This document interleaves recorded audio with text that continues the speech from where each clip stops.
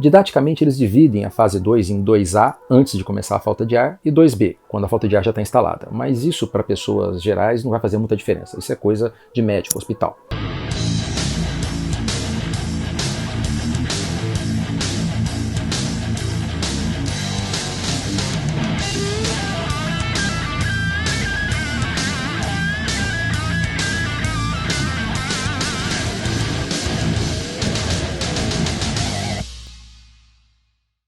Então você vai ter outros sintomas, como eu falei, febre, você pode ter tosse, as dores no corpo podem persistir, a diarreia já não é mais tão comum e a anosmia para algumas pessoas fica, para outras já sarou.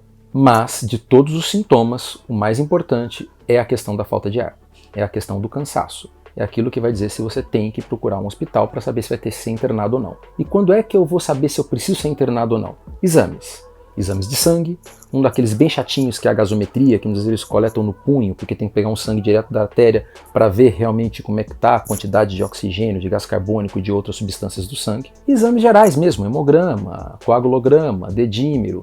São coisas muito técnicas, não cabe aqui para o vídeo, mas para você entender que passando no pronto-socorro, passando com um médico que está antenado nas coisas da Covid, ele vai saber interpretar esses exames e dizer se você está em ponto de ficar internado ou se ainda dá para tratar em casa. Mas peraí, quer dizer que eu posso estar na fase 2 e tratar em casa? Sim, como eu falei, 2A, 2B, você pode ter uma Covid que só tem a fase 2A, ou que você tenha uma leve falta de ar e que em momento nenhum você entre em insuficiência respiratória. Se isso acontecer, grande chance de você evoluir para a cura. Então, a grande verdade é que aqueles 80% que eu falei que vai sarar sozinho, alguns vão ser na fase 1 e outros vão ser na fase 2. A fase 2 é o grande tirateima. É uma batalha entre o coronavírus e os seus glóbulos brancos. E o campo de batalha, o seu pulmão. Por isso que você vai ter esses sintomas da pneumonia, da falta de ar. Mas muitas pessoas, mesmo que cheguem nessa fase, vão curar sozinhas, não vão ter grandes problemas. Eu sei, essa é a hora que as pessoas começam a ficar mais preocupadas e com mais medos. Muitas pessoas me ligaram, mandaram mensagens justamente por estar nessa fase. Meu Deus, e agora o que eu faço? A dúvida, como eu disse, procura um médico. Se você não confiou naquele médico, procure outro médico. No SUS, você não paga por fazer 2 consultas.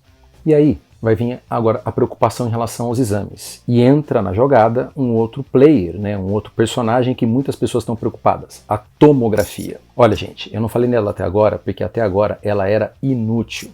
Na fase 1, não adianta você fazer tomografia. Se você fizer, ela vai vir normal mesmo você estando com a doença. Mas na fase 2, ela é muito mais sensível do que o raio-x.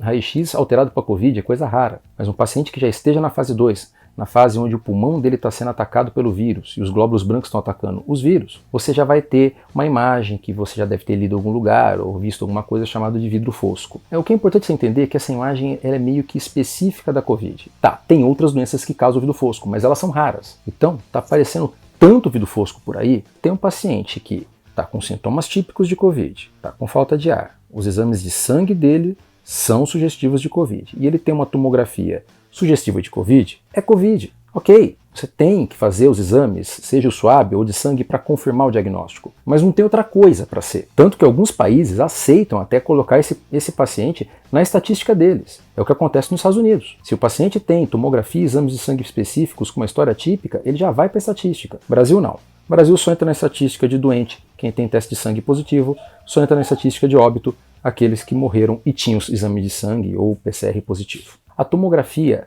ela é também um preditor de gravidade, ou seja, uma tomografia muito feia ajuda o médico a decidir se você deve ficar internado ou não. Eu conheço até amigos médicos que fizeram tomografia, a tomografia tinha alterações e ele optou por ficar em casa. Entenda, não é porque a pessoa é médica que ela consegue ficar mais tranquila em casa, como se ela pudesse tratar. Não, meu querido, na hora da doença todo mundo é igual. O que eu estou dizendo é, mesmo aquelas pessoas que têm maior acesso à saúde, maior acesso à internação, planos de saúde, capacidade de se ter internado no Sírio-Libanês ou no Einstein, optaram por ficar em casa. E pessoas que têm conhecimento da doença, porque a maioria vai sarar sozinho. 20% é que vai precisar ficar internado.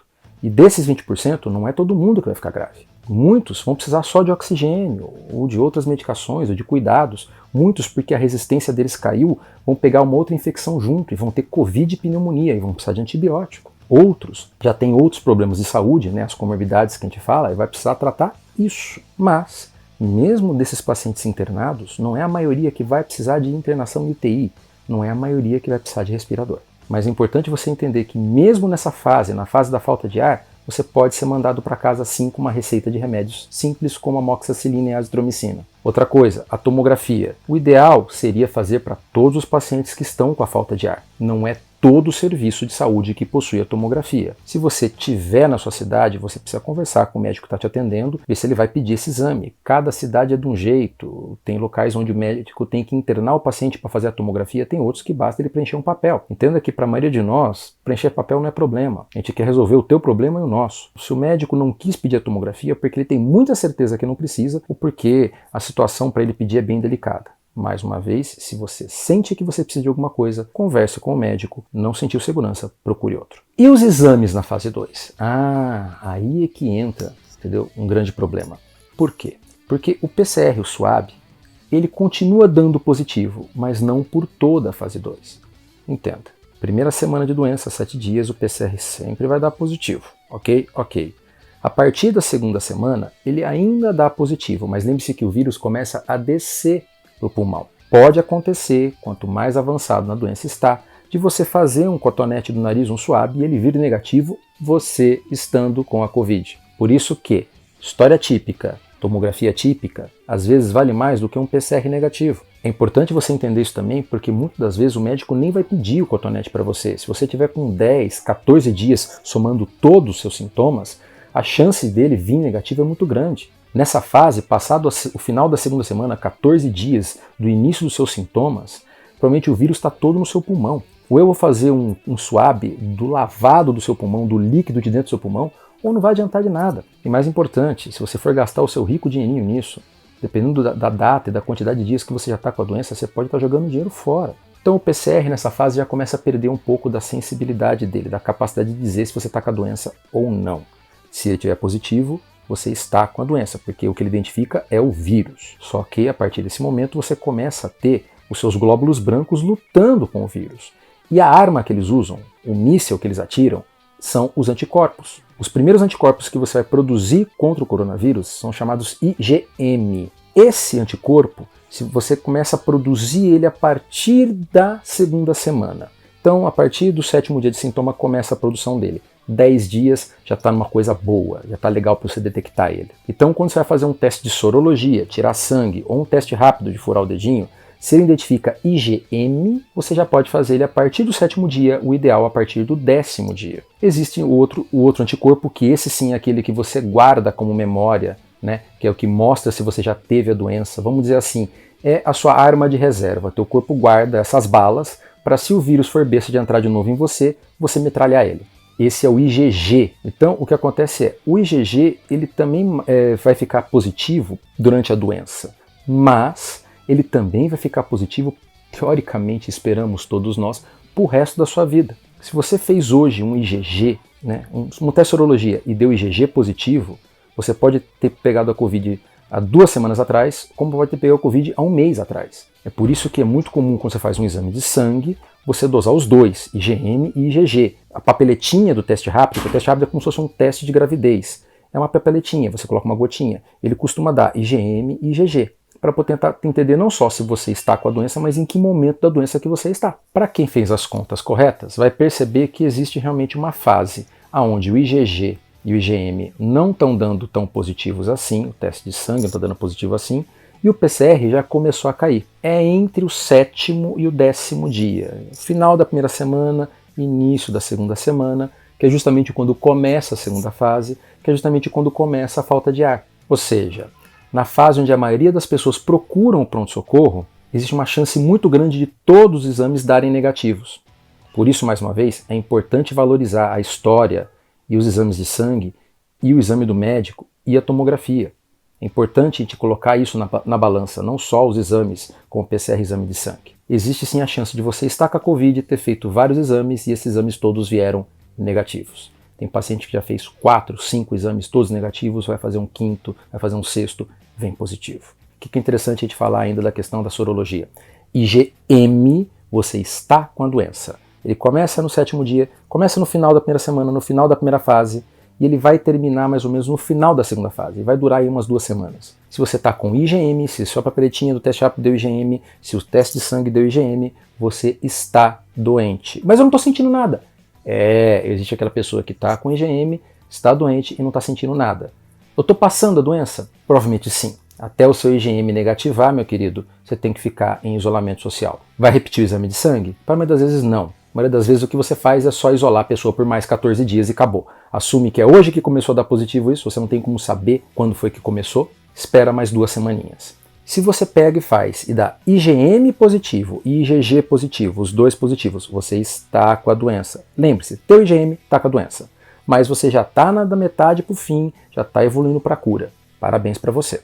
Fez o teste, deu IgM negativo e IgG positivo. Ok, você teve Covid. A doença já acabou para você.